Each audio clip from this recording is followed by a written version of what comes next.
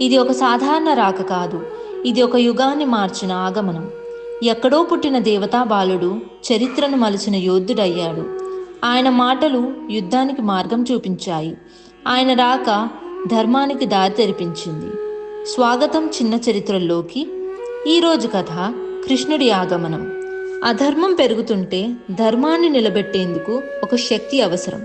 పాపాలు పెరిగే సమయాన విశ్వం అతనిని పిలుస్తుంది. ఆ అడుగు కేవలం భూమిపై వేసింది కాదు, అది యుగానికి మార్గం వేసిన తొలి అడుగు.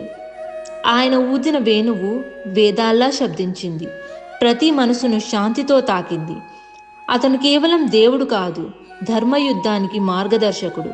ఆయన ఆలోచనలు యుద్ధాన్ని అర్థవంతం చేశాయి. ఎవరూ మాట్లాడని మాటలు, ఎవరూ నడవలేని మార్గం. అతను ఊపిరి పోశాడు ఒక యుగానికి ఉజ్వల ఆశలు. ఆయన చరిత్రను చూసేందుకు రాలేదు, ఆయన చరిత్రను తీర్చిదిద్దేందుకు వచ్చాడు.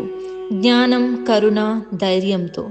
కృష్ణుడి ఆగమనం యుద్ధ ప్రారంభం కాదు, అది ధర్మయాత్రకు ఉత్పత్తి. ధన్యవాదాలు చిన్న చరిత్రలు చూసినందుకు. చిన్న కథలు గొప్ప ప్రభావంతో. మరో దివ్య కథలో కలుద్దాం. Please like, share and subscribe to చిన్న చరిత్రలు.